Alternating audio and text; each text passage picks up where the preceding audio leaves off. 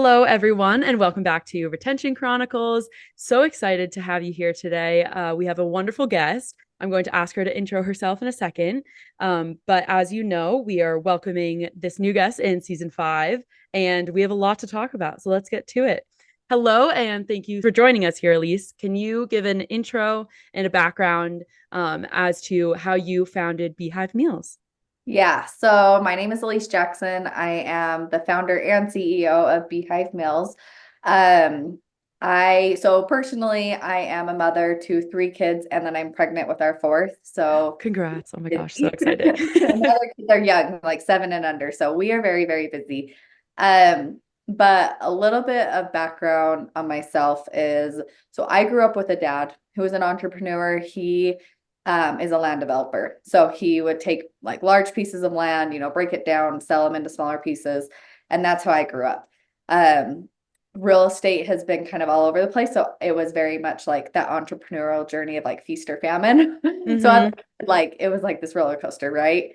Um, so that's how I grew up. And then my husband and we met in 2013. We've been married for a little over 3 years now. And he grew up with a mom who was an entrepreneur as well. And he's the oldest. I'm the youngest of my family. He's the oldest. So he was much more like involved in his mom's kind of business ventures as he grew up. And he is very entrepreneurial spirited as well. So when we first got married, I was a little bit nervous because like, no, like you need to have this like 9 to 5 job and like we need stability and like I wanted like comfort, stability. Uh-huh. Um, but when we got married, so we both grew up in Utah. He did his undergrad at BYU in marketing, and then he finished his MBA at the U. And we got married when he was in his program at the U. And when he was going through that, he had an entrepreneurial professor that was kind of like, hey, like owning a business, being an entrepreneur, it's a game. Like it's like you can start the game, and if you make $5, like you win. So it was kind of like his project that year.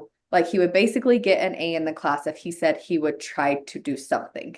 And it was Mm. like, so this was very young in our marriage, and he was like, hey, I'm going to try something. And in that time, I'm sure you're familiar with Kickstarter, uh, Hmm. Indiegogo, and those crowdfunding websites. So he launched a um, wooden sunglass company on Indiegogo. Ooh. And so he launched that in 2013 or 2014. I believe 2014. And he did that, and it was a 30-day campaign, and it did like $9,000 or something. And we were like, oh, sweet. Like that pays for our first round of I won the manufacturing. game. Yeah, we Yeah. won. Yeah. And so we went down that we got the $9,000. We did our first round of manufacturing, and we're like, okay, like, and they were pretty like generic, like China, like wooden sunglasses. There's lots of actually other companies out there that have done this concept. And he wanted to take a different approach going ahead. So we launched a Kickstarter the next year, and we did um a collection with it, they were still wooden, but they had like etchings, like engravings down the side, like design. Mm. So they were more unique, and like we designed them all and all of that. So we launched that on Kickstarter that next year, and it 30-day campaign did like 270 something thousand dollars on Kickstarter. Wow. So it did really well. Next year we launched another campaign, and it was a variation where metal sunglasses, metal frames, wooden sides. Again, did like $280,000 in during our campaign. Um, we were going along that entrepreneurial journey, and it was like, whoa, like this adrenaline rush, right? Like I didn't want to be the entrepreneur. Oh, this is fun. Like, Yeah. um, so then unfortunately we had a partner at the time that we were very much, it was 50-50 partnership. He was more silent. We were very much running it, and it just wasn't a good situation for us. So we were either going to buy him out or he was going to buy us out. He ended up buying us out. Um, and sadly, the company no longer exists. It went under. But from that, we always knew we wanted to do something else. We just didn't know what. So Adam was working in the tech industry. at the time, even while we were running the sunglass company, and we were living in Provo. And so I went from, and I was pregnant with our first. So we sold the sunglass company. I was pregnant with our first. And I don't know, do you have kids or have No, you? I do not. No. So when you're pregnant, for those that have been pregnant will know what this feels like, but it's around like that, like 6 month-ish phase, you go into like nesting mode where it's like Mm, you're everything done. yeah. So about 6 months in being pregnant with my first, I was like, I'm gonna prepare all of these freezer meals and I'm just gonna get super ready so that when baby comes, I don't have to cook anything. And so so I prepped and it took me like a whole week between like planning, grocery shopping, prepping, and I prepped like 80 meals. Wow. Oh my God. And they each served like 6 people. And I'm like, okay, it's my husband and I, and we're gonna have a baby that doesn't eat anything. But Yeah. I got like super You're ambitious. We have set. a deep freezer. Yeah. They put all of it in there and quickly realized I'd way over prepped. And being in Provo, Utah, for those that are familiar with that area here in Utah, it is very much, there are so many like babies being born in the Mm, area. Like you just have a lot of young couples and just a lot of people like starting their families. So when I realized I had over prepared, I was like, oh, like I have all these friends that are having babies. Like I will just, cook one of the meals, take it to them after they have the baby, and then maybe drop off like 3 or 4 that they can cook at a later time. And so we started doing that to kind of get through some of our stock in our freezer. And we just got a really good, like, positive reaction from people. Like, food has such a positive mhm. impact on people. And so that was 2016. And again, we had sold Westwood was our sunglass company. And we were trying to look for what was going to be our next thing, what was going to be our next thing. And we went, it took us a couple years after that. I had another kid by then. We actually moved from Provo to Davis County, which Adam and I, my husband, are both from, and to be closer to family. And he had transitioned out of tech and was now at a small company, a small business in like the Salt Lake County area. Okay. And they were a product and packaging design firm. So he had transitioned to that. And we had 2 kids at the time. We'd still been trying to figure out what we'd wanted to do. I mean, we had gone to like our manufacturers overseas and been like, let's get samples of this and let's get samples of this. And nothing ever like felt right that it's like Hmm. we could be passionate about this. So he was at his job in Salt Lake County, and unfortunately it was a small business. There was like 10 of them on staff, and the owner was making business financial decisions in the business that were driving it under. So it was Mm. pretty apparent at one point that it's like payroll would hit and like nothing would hit our bank account. So it's, Mm. oh, like he's Yeah. probably not gonna have a job here soon. Yeah. So yeah, that was pretty scary. And we had 2 kids at the time. And Adam, his background's in tech. We had moved back to Davis County. A lot of the tech is in Utah County, which is like an hour away. So it was kind of this like we don't want him to have to be forced back into the workplace because we need to provide, for our young family. So he went to work one day and I woke up and I was like, okay, like what am I good at that could make money? And like that could just get us by like pay our mortgage and pay for, my daughter to go to dance classes and, pay the basics that it's like we can still like live and survive until Adam figures out either another job or he was the ones that was supposed to like air quotes figure out our next like big idea. Uh-huh. um and so I wrote a list of things down. I mean, there were things on there like I like crocheting and I then there love crocheting. I'm just getting right. into it. Yeah, it's so fun. So like soothing and relaxing. Hmm. Yes. Like crocheting was on there and like I like to bake. So like baking and making cakes was on there. And then like freezer meals was on there. So there was this list of things that like I'm good at that I could potentially make money. So um I was kind of like looking through the list and the reason I went with freezer mills was because I was like, okay, this is something, crocheting takes a ton of time. I mean, you said Yeah. you crochet, like it takes a ton of time. And Yes. it's like, how much would people really be willing to pay for a crocheted item? So it's like, is there really, benefit there? And then like baking and cake decorating, it's like it is a very like niche skill that is like, if I ever needed to like scale and grow this, like you have to have a trained individual to be able to like help pull that off, right? Hmm. So freezer meals was something. It's like, hey, I've always prepped freezer meals for our family. Back when we were in Provo, like we were handing them out to people because I prepped way too many. Like we got a really good response on them. So I was like, we'll do this. And I already have like recipes that I use for my family. So what it was is like I went to Facebook and I like created a picture collage of like I basically went to like Adobe stock photography or something and Right. got stock photography of like freezer meals and like put it together. And I was like, okay, I'm gonna do these 10 meals and I'll purchase all the ingredients and I'll do all the prep and I'll deliver it to your door.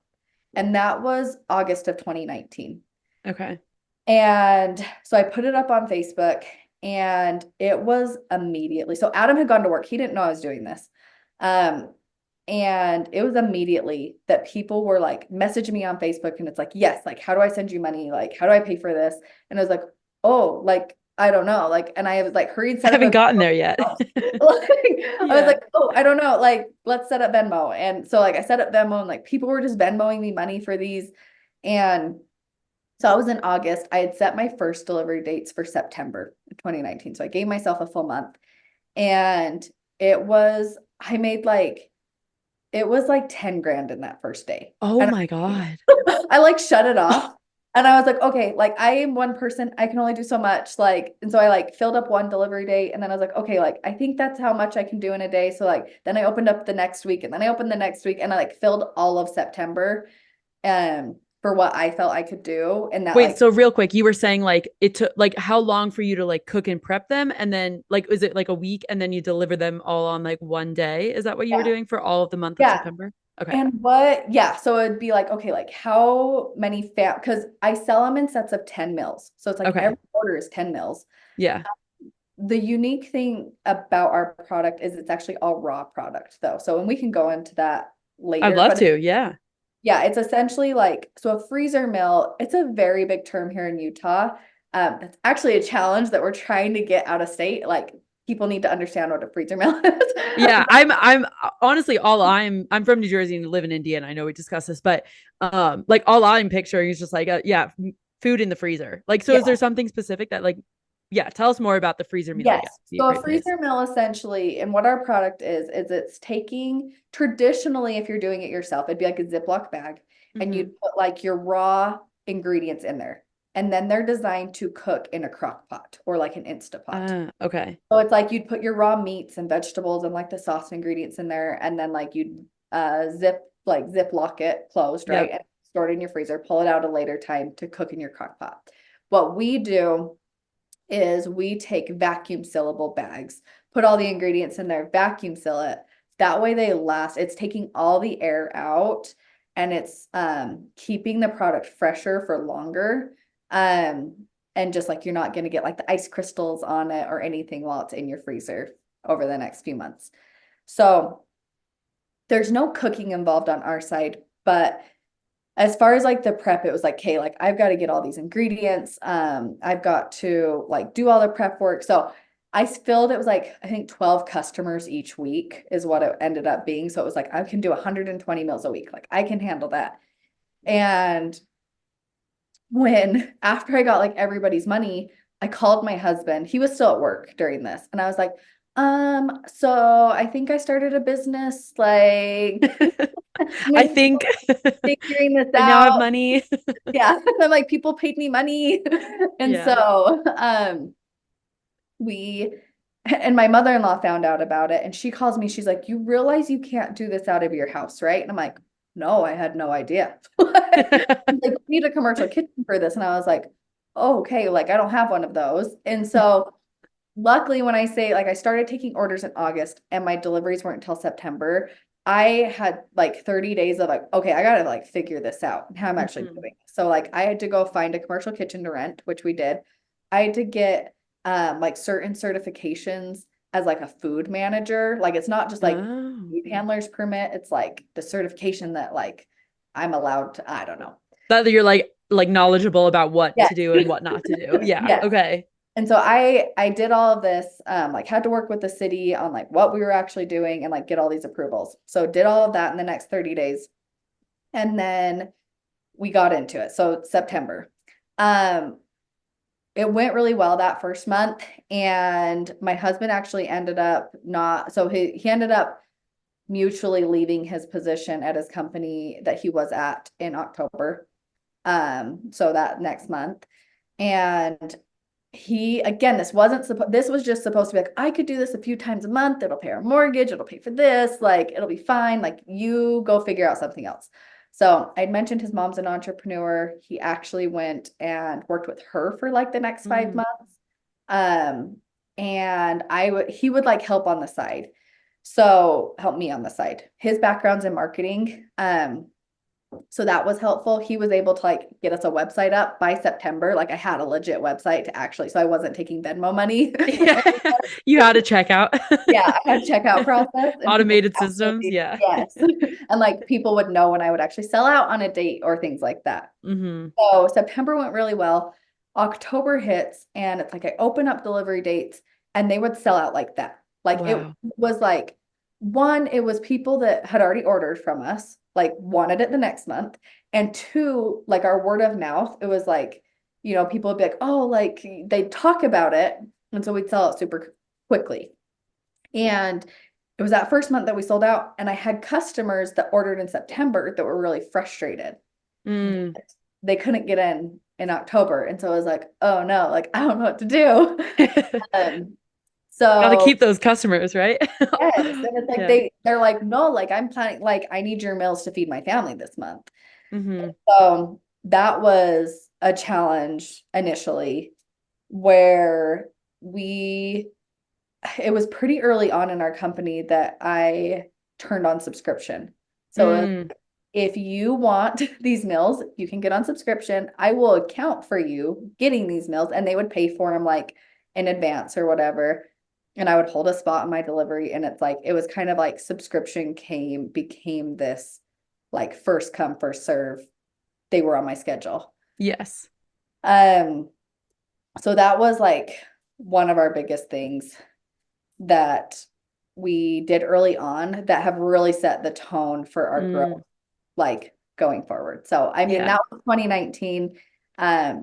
I don't know. Do you want me to just keep going with our story? Yes, this is great. It's super fascinating because I would think that when you got, or maybe not think, but I know it would cause some hesitancy if you see really frustrated customers in the first month of your delivery, and then being overwhelmed by like, oh my God, like I just set up all this kitchen and logistics and website and everything in 30 days, and now you have this brand new challenge of, okay, you did that so well that people are loving what you're doing, but now you have this problem of frustrated customers, and then you're bumping up against like how many can you realistically Yeah. do by yourself. So I would love to know like more into the subscription, kind of how you handled that challenge. Like, were you responding to them and kind of reassuring them in what you're telling me, like, okay, let get in on the subscription so that you can rest easy knowing that your meals will be prepped for X amounts of Yeah. months. So that was October. Okay. And it was really until about February of 2022. So the first 5 months, I was still trying to handle everything myself. I had set up subscription. Again, we were prioritizing our subscription customers. So I pretty much like filled my full schedule. Like I would know have a full month schedule based on subscription Mm. customers. And that word of mouth was still like helping us grow though, that it was like, hey, I don't want to like lose out on these other customers. Or even like open it up for either like competition, right? That like somebody else could come in and Yeah. like we're just not able to fulfill the demand. So February of 2020, I brought on my first 2 employees. And that was enough to be able to feel like, okay, like I don't have to do this all myself. Like I had help on the production side. And I guess even backing up a little bit with our company, we handle both the production side and the distribution side. So it was like, we're making all the meals and then we're physically like getting in our own vehicles and delivering them. So it's quite the process. And so I brought on a couple employees, and the timing of that could not have been more perfect. Yeah. So pandemic hits in March of 2020. So one, again, this was still somewhat like in my mind, a side hustle. It was like, oh, I have a couple employees now, but like, how big could this really get? Because my husband actually took a job in March working for the Church of Jesus Christ of Latter-day Saints here in Salt Lake City. And he again, I'm like, have that stable job. Like we need like Yeah. stability. Like we're not really entrepreneurs. And so he started in March there. And I had a couple employees. And then it was March 16th here in Utah, like everything shut down. Mhm. And and then we quit. Like we had an earthquake here not too long after. And it was like the world was ending here in Utah. Yeah, right. Everyone's just terrified and yeah, Yes. everything. And so with that mentality, like the world is ending, like people don't know like what this pandemic's going to mean. And I'm sure this happened where you were at too, that like grocery store shelves just were wiped out. Yeah. Yeah. Like it was like chaos. Like you could not, Apocalyptic. Yeah. yes. And it was kind of like crazy. And people were worried that they wouldn't be able to like get food. Hmm. So before that, we were actually using grocery stores. Like, so like Sam's Club and Walmart and like things like that to get our ingredients because it wasn't on this like big enough scale that Yeah. I would think of like a wholesaler at that point. And so there were times where I remember Sam's Club in particular, where that's where we got a lot of like our meat and our chicken Hmm. in particular. And it's like you could go in and Sam's Club would limit you on what, like how many units you could take. Yeah. Yeah. I remember all of this. Yeah. Yeah. So it's like you could get a unit of chicken, which, typically people would think a unit of chicken is like, that tray of chicken. Yeah. So Hmm. I took it from, okay, well, a unit of chicken, I'm gonna go back to the butcher. I'm gonna push on that little thing and I'm like, I need a case, which comes with Yeah. like 8 units, but it's Yeah. a unit in a case. Yeah. I'm like, Yeah. So the wording of it. Yeah. yeah. And so Semantics. I'd scan my 1 unit, which is a case of chicken, which is like 8 real units, and like walk out. It's Yeah. like, and then my husband would walk in and he would go back to the butcher and get another case of chicken, 1 unit, Hmm. and walk out. So we had to get very creative during the pandemic on how to procure our ingredients because we were food and food shelves in the grocery stores were bare. We pretty quickly pivoted. It's probably like April or May that we went to wholesalers and we're like, oh, we can actually get like product not from the grocery store. Yeah. So we pivoted around that time. And so when March hit, our sales just started like increase, like, 50% increase and then 100% increase. And like, it was just this like crazy increase month over month. And um, we were in a commercial kitchen at the time where we were renting from somebody who was a food truck owner. So he would come in the mornings, prep his stuff, and then leave. And then we could come in like the rest of the day. Mm. And we were growing out of the space that he like had for us. So it was June or July of 2020. We got our own space. And I remember it was like 1,200 square feet. And we got like an 8x10 walk-in of a freezer and a couple like stand-up freezers. And we're like, we're gonna be here forever. Like this is so much freezer space. And we grew out of it in like a month. And I was Oh like, my God. oh, Seriously? That is I'm crazy. like, we just invested. And at the time, I mean, it's not a huge investment, but I was like, we just invested all this money into this kitchen and we grew out of it. Also, So like just the research component, I can imagine like real estate, like I'm renting right now, just trying yeah, to like I just find signed the a 3 year space. lease. That's so many like hours and just resources go towards that in general, not just like what's Yeah. actually in the space. Well, and even like we're very scrappy entrepreneurs. And so like when we took on the space, like my husband did the framing and the drywall on it. Like we don't know how to do, he's not handy. Like Yeah. he's not a handy individual. And it's like YouTubing, like because we were like, we're not paying for this. Like I Right. remember I had this crappy like sticky tile that he had to like heat up and like peel off. Oh, Like he Yeah, ended up no. burning himself multiple times. Like it was very like late a labor of love. And I guess I got pregnant like a couple months after starting the business. So I was due in July. We were like in construction in July and it was nuts. Um, so fast forward. So yeah, we grow out of that space. Thankfully we found another space and it was like 3,600 square feet. And it was like, oh, this is like going to be so much space. Like, and so we signed on that. It was a brand new construction. So it was pretty easy for us to like, we just need to put some like equipment here and equipment here and Mhm. like get it up and going fairly quickly. So we were able to get into that kitchen. I think it was like January or February of 2021. And that year we had like a massive amount of growth. Like we um just were content like our subscription was continuing to grow. Because we were still somewhat limited in our production capabilities, customers were still like for being almost not forced, but like incentivized to get on subscription if they were wanting their delivery each month. So our subscription continued to grow through 2021, and we had almost an 8-figure year in that. Wow. Oh my God. And so it was like extreme growth. And it was just such like, I was actually joking with my team the other day. I'm like, I don't know how we survived 2021. Like, from our production capabilities and what we had to like pull off there from our distribution capabilities and what like we have our own delivery vans and our own like people that drive those and deliver them like and in a pandemic where like people couldn't get cars like you couldn't get cars Yeah. there on top of food. Yeah. You're So working in a very restricted yes, um yeah, world at the time. yes. Yeah.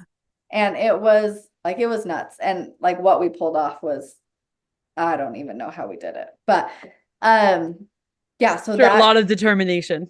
yeah, well, and just like I am very motivated by money, and it's like these people want to give me their money, like I'm gonna figure it out. I will So get there. we So will they can figure it get to out. me. Yeah. Um, Yes. so yeah, so we continue to grow. I mean, we're a little over 4 years now, have about 100 employees, and a good chunk of those are on the production side. What our mill production is pretty labor intensive, and then another percentage is on our distribution, the delivery side. And then we have like our corporate offices. And I had mentioned my husband is back. So now my husband works with me full time. Yay, it's all full circle. He's been here for like 2.5 years full time, quit his other stuff. And he runs our marketing department. It wasn't until May of this year that he actually brought on somebody to help him. So he's been running it this whole time up until May. And it's just been quite the wild ride. Yes, yeah, I can tell. And quite an interesting story to walk through.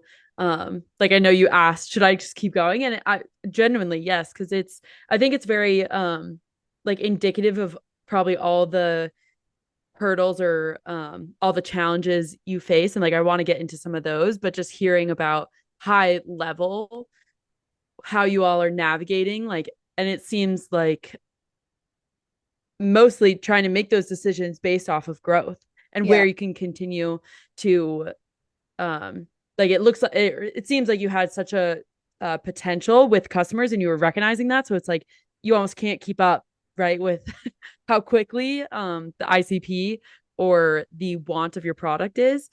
And I would love to go into, because I know you said like we were talking about the space and um the actual like logistics of that, because usually on this podcast we focus a lot on like marketing and more of the corporate side of things, so I think Yeah. it would be great if you could tell us more about like production and distribution. How are you trying, like you said there's a split, most of your employees are on the production side, how are you trying to weight like those sides differently um in terms of like the product or the resource allocation um that you're seeing that you have at Beehive Meals? Yeah. So yeah, so on the space issue. So I had mentioned we had our 1,200 square foot kitchen, grew out of that, moved into this 3,600 square foot space.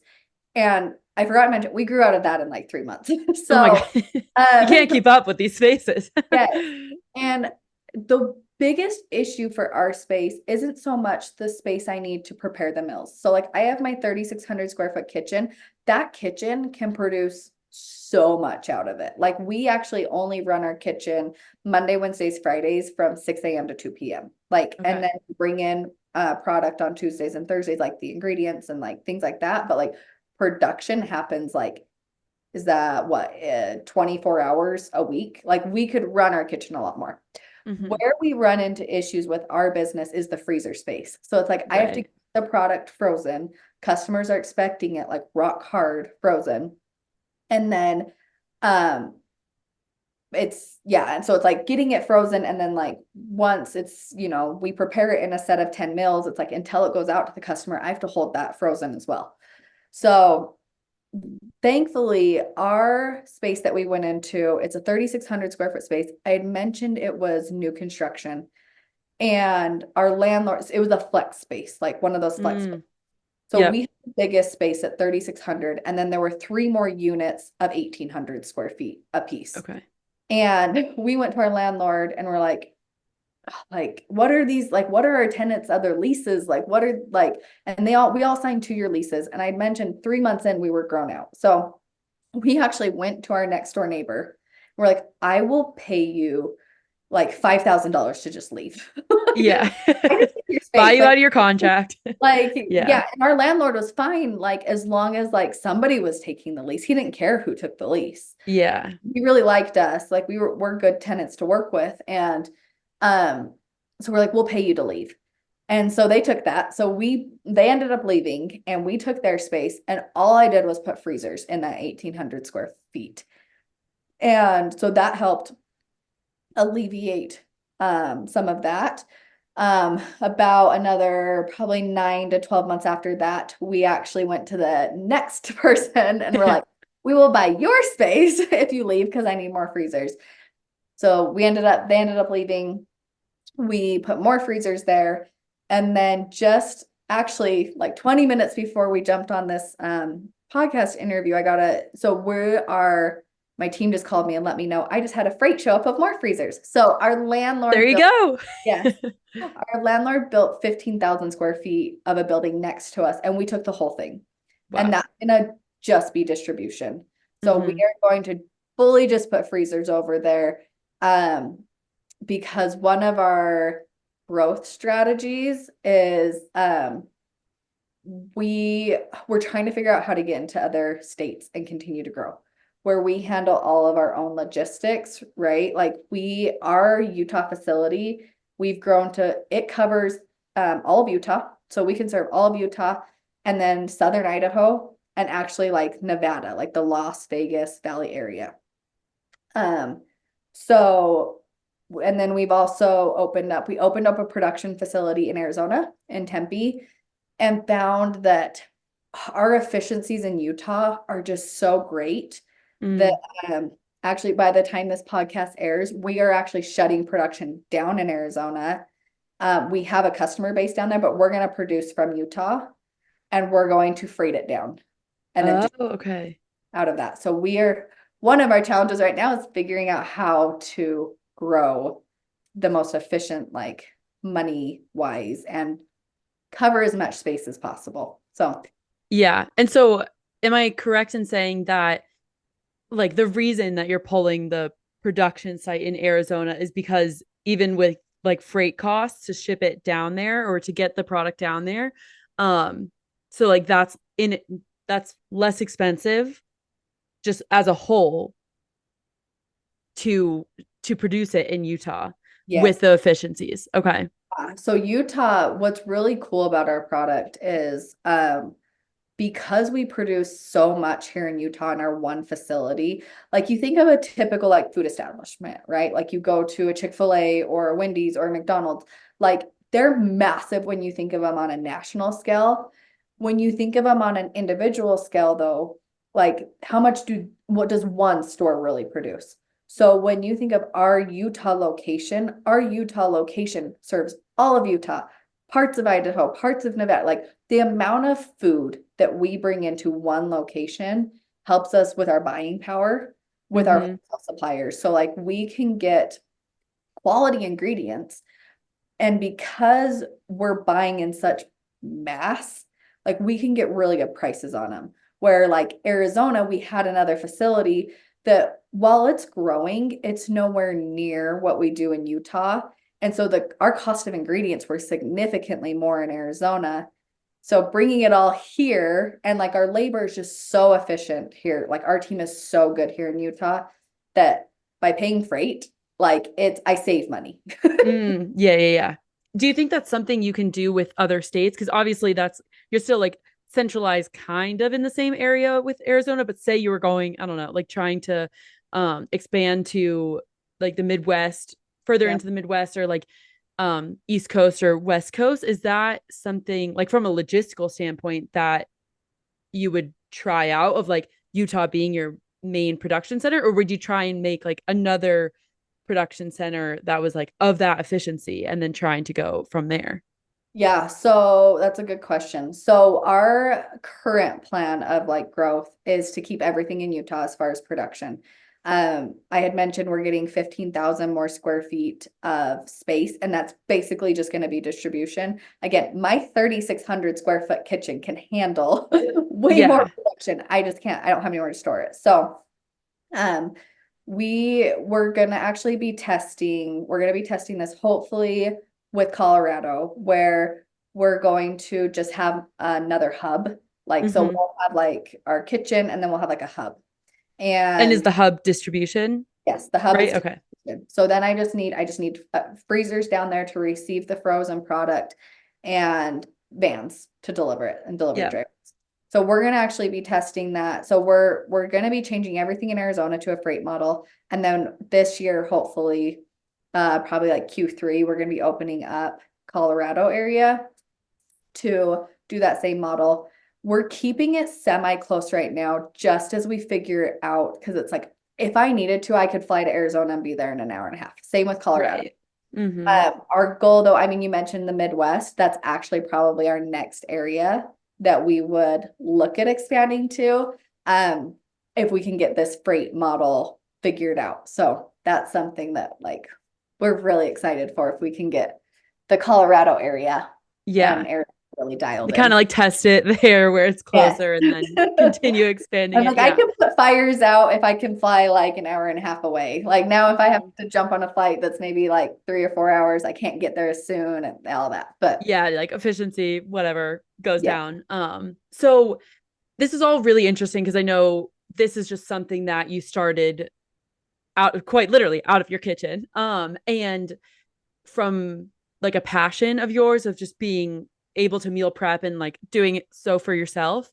So where are you turning? Like, is it your husband and yourself, maybe a couple like other experts in e-commerce when you do bump up against something like in Arizona where you realize, okay, this is not working, we need to figure out a new solution? Who are you turning to help, I guess, like guide you, or where are you looking for when you bump up against a challenge, specifically like in this industry, in yeah. one that isn't like you?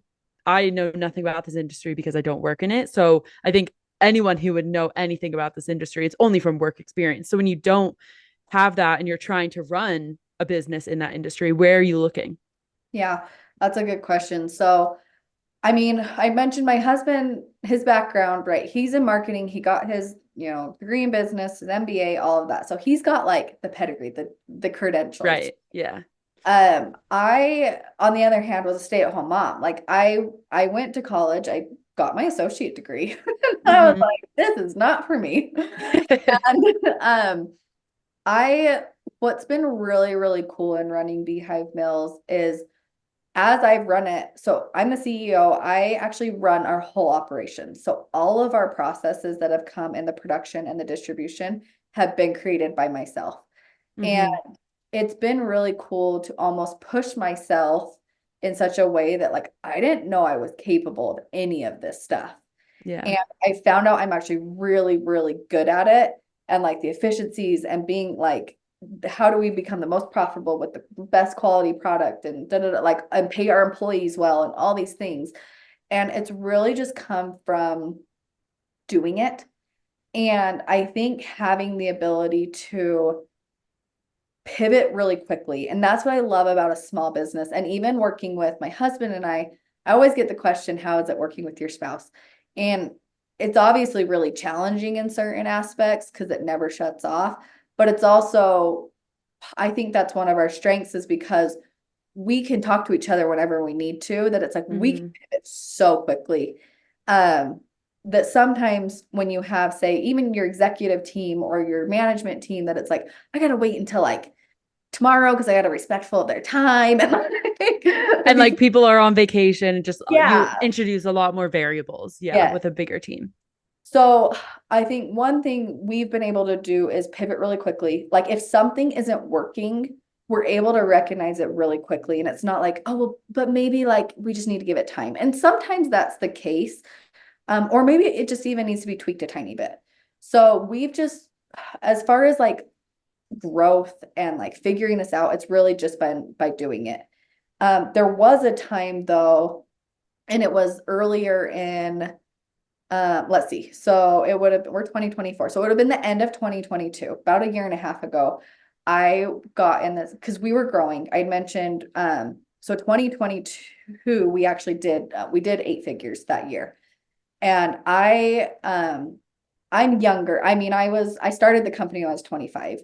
And so I just felt really inadequate to actually run my company.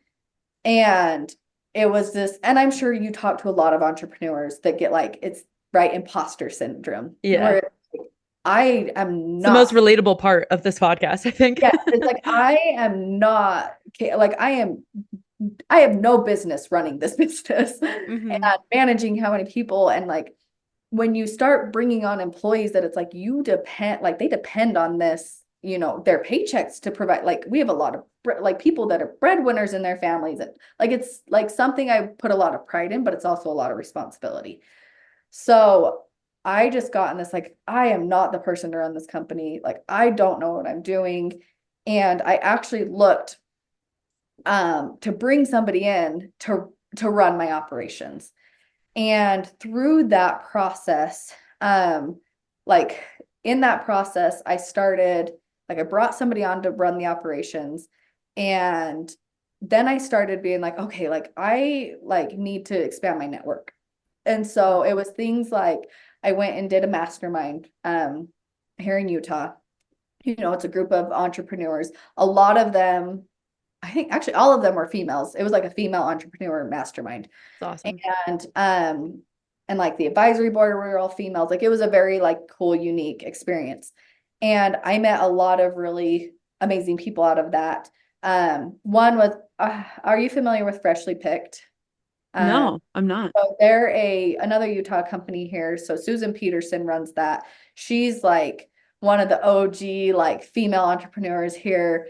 And she it started out as a baby moccasin brand and it's grown into like, you know, the diaper bags and the A whole just like baby all brand. things baby, right? Yeah. Yep. And so she was on the advisory board and she was somebody I really, really looked up to and have since gotten to know her and we've become friends. And I just think like through those networking connections, another one is Mackenzie Bauer, which you've interviewed with Red. And she's actually who put us in contact here. Look at that. Yep. Right? She's the connector of all connectors. Yeah. And she puts on this, she started Female Founders Only. And I had the amazing opportunity this last year in September of 2023 to go to Morocco with like a group of like 20 plus female entrepreneurs. None of us, very little of us knew each other before going there. I didn't know anybody before going there. I flew halfway across the world by myself, which I have never done international travel besides Yeah. Mexico. Like, Kind of scary, but it's kind of fun. all-inclusive resort. Like, Yeah. I don't travel. And like flew and like to meet up with these women, I had no idea who they were. But Mackenzie Bauer put that on. And it was through that interaction that like I think it gave me a self-confidence that it's like, okay, everybody feels like they don't know what they're doing. Yep.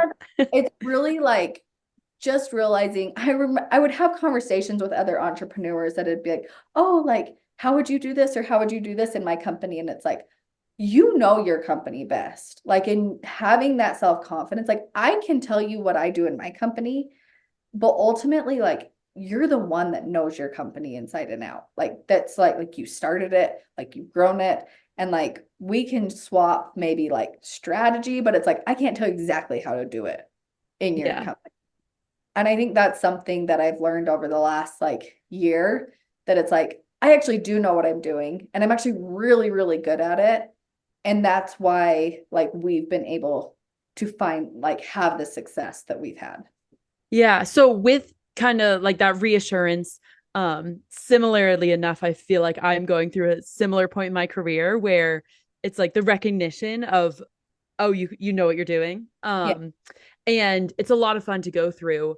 And with that comes a lot of confidence in just like the abilities, and then bringing that to your team and being able to say, like, I think we should go here, and um like blah blah blah.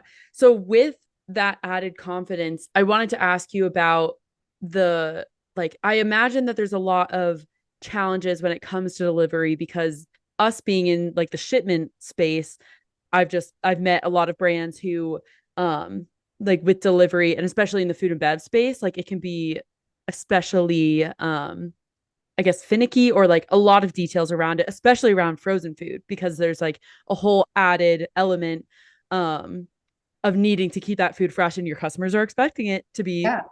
freezer, to be frozen. um so how are you, like, with that added confidence, how are you, how did you go about kind of figuring all of that out and ensuring that the quality of your product when it leaves, arguably like where you have the most control over it, like in the freezer and your delivery trucks, that it's not like sitting on someone's doorstep? Like, how are you communicating that to your customers? Yeah.